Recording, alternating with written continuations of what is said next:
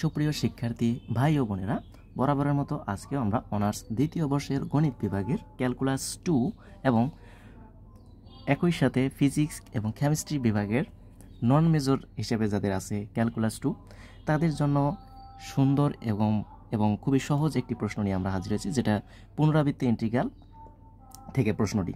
তো প্রশ্নটা হচ্ছে, মান নির্ণয় করো ইন্টিগ্রেশন 0 থেকে 1, ইন্টিগ্রেশন 0 থেকে √1 - x², ইন্টিগ্রেশন 0 থেকে √1 - x² - y² x y z dz dy dx। এটির আমাদের মান নির্ণয় করতে বলছে। যে প্রশ্নটা ন্যাশনাল ইউনিভার্সিটির অধীনে অনার্স দ্বিতীয় বর্ষের গণিত বিভাগে সর্বশেষ 2021 সালে চলে এসেছে এবং নন মেজরে সর্বশেষ 2011 সালে চলে এসেছে। তো চলুন আমরা এখন এই প্রশ্নটি সমাধান করব। তো এখানে দিয়ে আমরা লিখে নিলাম জাস্ট প্রশ্নটা, এখন এটাকে আমরা সমাধান করব। তো সমাধানের ওয়ে এটা কি, আমরা দেখব ফাংশনের পাশাপাশি কার সাপেক্ষে চলক আছে, অর্থাৎ ডিজেড, তার মানে এক্স জেডের সাপেক্ষে আছে, তার মানে জেডের সাপেক্ষে আমাকে প্রথমে ইন্টিগ্রেশন করতে হবে। তো জেডের সাপেক্ষে করলে এক্স ওয়াই এখানে কি ধ্রুবক হিসেবে কাজ করবে, এক্স ওয়াই আমাদের কী হিসেবে কাজ করবে, ধ্রুবক হিসেবে কাজ করবে। ওকে, তো যদি ধ্রুবক হিসেবে কাজ করে তাহলে আমি দেখেন, তাহলে প্রথমটা আমি কাজ করি, তাহলে ইন্টিগ্রেশন 0 থেকে 1, ইন্টিগ্রেশন 0 থেকে √1 - x², এগুলো আমাদের ঠিক থাকতেছে। এইটার কাজ হচ্ছে এই ইন্টিগ্রেশনটার কাজ, আর জেডের সাপেক্ষে কাজ হবে। তার মানে এক্স ওয়াই আমাদের কনস্ট্যান্ট, জেডকে জেডের সাপেক্ষে যদি আমরা ইন্টিগ্রেশন করি তাহলে আমরা কী পাবো, z²/2। ওকে, এখানে আমরা লিমিট বসাই দেবো। আপার লিমিট হচ্ছে √1 - x² - y², আর লোয়ার লিমিট হচ্ছে আমাদের 0, আর বাকি আছে আমাদের কি dy dx। ওকে, আশা করি এতটুকু বুঝতে পারছি। জাস্ট আমরা একবার ইন্টিগ্রেশনের কাজটা করে দিলাম। তাহলে এখন ইন্টিগ্রেশন 0 থেকে 1, ইন্টিগ্রেশন 0 থেকে √1 - x² x y। আচ্ছা, এখানে হাফটা আমরা বের করে নিতে পারি। হাফটা আমরা এই যে বের করে এই যে সাথে লিখলাম সামনে। ওকে, তো হাফ যেহেতু বের করে নিছি, তো এখন আপার লিমিট বসাই। এটাতে যেহেতু জেডের সাপেক্ষে কাজ করছি, তার মানে এখানে জেডের ভ্যালু বসাতে হবে। তো এই যে এই আপার লিমিটটা এখানে যদি আমরা বসাই তাহলে √² কাটা যাবে, তাহলে থাকবে শুধু আমাদের কি এই যে এতটুকু থাকবে, অর্থাৎ 1 - x² - y²। ওকে, আর লোয়ার লিমিট 0 বসালে তো 0ই, তার মানে ওটা আমার লাগতেছে না, dy dx। ওকে, আশা করি এতটুকু বুঝতে পারছি। এখন আমাদের কাজ হবে y এর সাপেক্ষে। তো তার আগে আমরা যে এক্স ওয়াই যে গুণ অবস্থায় আছে সেটা আমরা গুণ করে দিব। এই হাফটাকে আমরা বাইরে নিয়ে আসি ডিরেক্টলি। তো ইন্টিগ্রেশন 0 থেকে 1, ইন্টিগ্রেশন 0 থেকে √1 - x², এক্স ওয়াইটা গুণ করে দিই, এক্স ওয়াই আর 1 গুণ করলে x y, minus x y আর x² গুণ করলে x³ y, minus x y আর y² গুণ করলে xy³। ওকে, তার সাথে আছে আমাদের dy dx। এখন কাজ হবে আমাদের y এর সাপেক্ষে। তো y এর সাপেক্ষে যেহেতু ইন্টিগ্রেশন হবে, তাহলে x আমাদের এখানে কনস্ট্যান্ট হিসেবে কাজ করবে। তাহলে হাফ ইন্টিগ্রেশন 0 থেকে 1 এটা ঠিক থাকবে, কেননা আমাদের y এর সাপেক্ষে ইন্টিগ্রেশন হলে আমাদের এই সমাকলন সাইন নিয়ে কাজ করতে হবে। তাহলে যেহেতু y এর সাপেক্ষে ইন্টিগ্রেশন করছে, তার মানে এখানে x হচ্ছে আমাদের কনস্ট্যান্ট। তো এক্সটা কনস্ট্যান্ট, y-কে y এর সাপেক্ষে ইন্টিগ্রেশন করলে হবে y²/2, মাইনাস যেহেতু y এর সাপেক্ষে ইন্টিগ্রেশন করতেছি, তার মানে x³ এখানে হচ্ছে কনস্ট্যান্ট, y-কে y এর সাপেক্ষে কাজ করলে হবে আমাদের y²/2। ওকে, মাইনাস এক্স কনস্ট্যান্ট হিসেবে আছে, y³ কে y এর সাপেক্ষে ইন্টিগ্রেশন করলে হবে y⁴/4। ওকে, আপার লিমিট ছিল আমাদের √1 - x², সেটা আমরা দিয়ে দিলাম, আর লোয়ার লিমিট হচ্ছে আমাদের 0, আর বাদ বাকি থাকবে আমাদের এখন dx।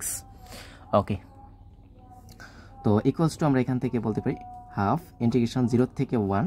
দেখেন এখানে আমরা লিমিটিং ভ্যালু বসাই দেবো। এগুলো কিন্তু হচ্ছে আমাদের y এর লিমিটিং ভ্যালু। ওকে, y এর জায়গায় জাস্ট আপার লিমিট হিসেবে √1 - x² বসাবো, আর লোয়ার লিমিট আমরা 0 বসাবো। তো এইখানে দেখেন, আচ্ছা x/2 আমি ঠিক রাখলাম, y², এখানে আপার লিমিট যদি আমরা বসাই তাহলে √1 - x² যদি আমরা এখানে বসাই তাহলে √² কাটা যাবে, তাহলে থাকবে এখানে আমাদের শুধু কি 1 - x², আর লোয়ার লিমিট 0 বসালে তো আমাদের এটা সম্পূর্ণটা 0 হয়ে যাচ্ছে। তার মানে এখানে যেগুলো এই তিনটা মানেই লোয়ার লিমিট বসালে কিন্তু 0 হবে। আমি আর লোয়ার লিমিটগুলো এখানে দেখাচ্ছি না।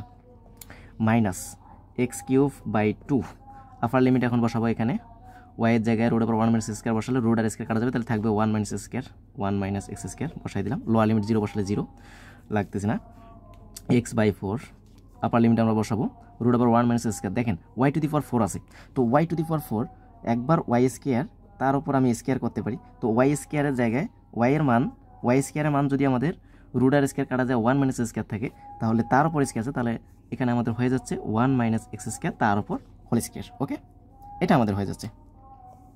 ওকে, বেশ, আমাদের লিমিটিং ভ্যালু কাজ শেষ, আর লোয়ার লিমিট 0 বসালে তো সম্পূর্ণটাই 0, আর এখানে আছে আমাদের dx। ওকে, তো এখানে আমরা বলতে পারি হাফ ইন্টিগ্রেশন 0 থেকে 1 এখানে সবাইকে আমরা একটা কাজ করে দিতে পারি,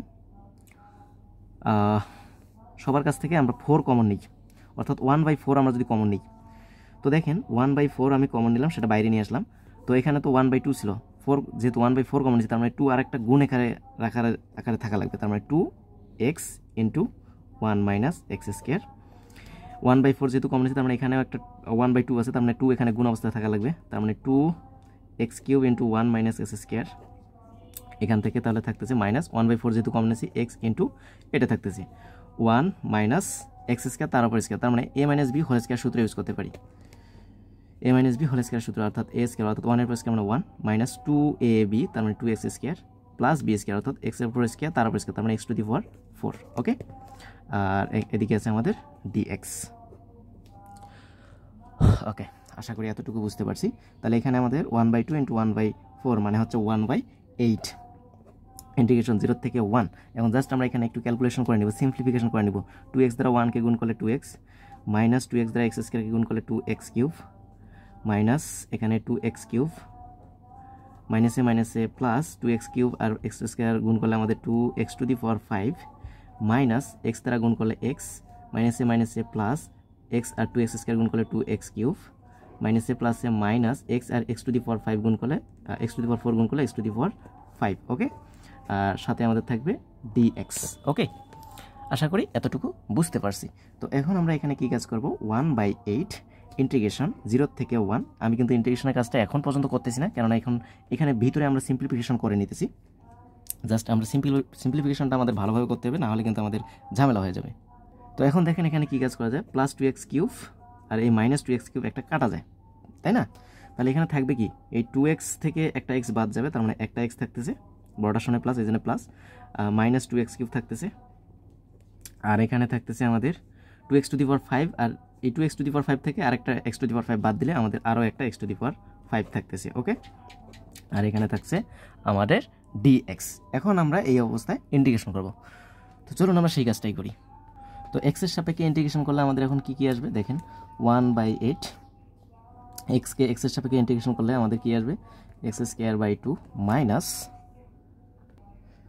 মাইনাস এখানে 2 তো আমাদের কনস্ট্যান্ট, x কিউবকে x এর সাপেক্ষে ইন্টিগ্রেশন করলে কি হবে, x to the power 5 x to the power 4/4 plus x to the power 5 K integration করলে আমাদের x টু দি পাওয়ার 6/6, অর্থাৎ পাওয়ারের সাথে একবারে আর ওই পাওয়ারটা আমাদের নিচে চলে আসে, সেই কাজ আমরা করছি। আপার লিমিট হচ্ছে 1, লোয়ার লিমিট হচ্ছে আমাদের 0। 1/8 এখানে আমরা লিমিটিং ভ্যালু বসায় দিতে পারি। আচ্ছা, তার আগে আমরা একটু কাজ করে নিই। এক্স স্কোয়ার বাই 2 এখানে কাটাকাটি করতে পারি, তার মানে 2 দ্বারা কাটলে আমাদের নিচে একটা 2 থাকবে, X to the power 4 plus X to the power 6/6, upper limit আর লোয়ার লিমিট 0। ওকে, তাহলে 1/8 এখন আমরা আপার লিমিট বসাই দিব, লোয়ার লিমিট 0 বসালে তো সবগুলো 0 হবে, তার মানে আপার লিমিটের কাজটা করে দিলে হয়ে যাচ্ছে। তো 1 বসালে এখানে 1/2 মাইনাস 1 এর পর পাওয়া যতই হোক না কেন 1 আসবে, তার মানে 1/2 প্লাস এখানে 1/6। ওকে, বেশ, এত থাকলো। আর 0 বসালে তো সবগুলো 0 হয়, সেগুলো আমরা লিখলাম না আর। ওকে, তাহলে implies that 1/8 half plus half আর মাইনাস হাফ আমাদের কিন্তু কাটা যাচ্ছে, এই মাইনাস হাফ আর প্লাস হাফ আমাদের কাটা যাচ্ছে, তাহলে থাকতেছে এখানে 1/6। তো 1/6 আর এখানে ছিল আমাদের 1/8, গুণ করলে আমাদের হবে 1/48। এই হচ্ছে আমাদের এই পুনরাবৃত্তি ইন্টিগ্রালটির ফলাফল। আশা করি বুঝতে পারছি। এরপরে যদি কারো কোথাও কোনো ধরনের প্রশ্ন থেকে থাকে, আপনারা নির্দ্বিধায় প্রশ্ন করতে পারেন। সাথেই থাকুন। ধন্যবাদ সবাইকে।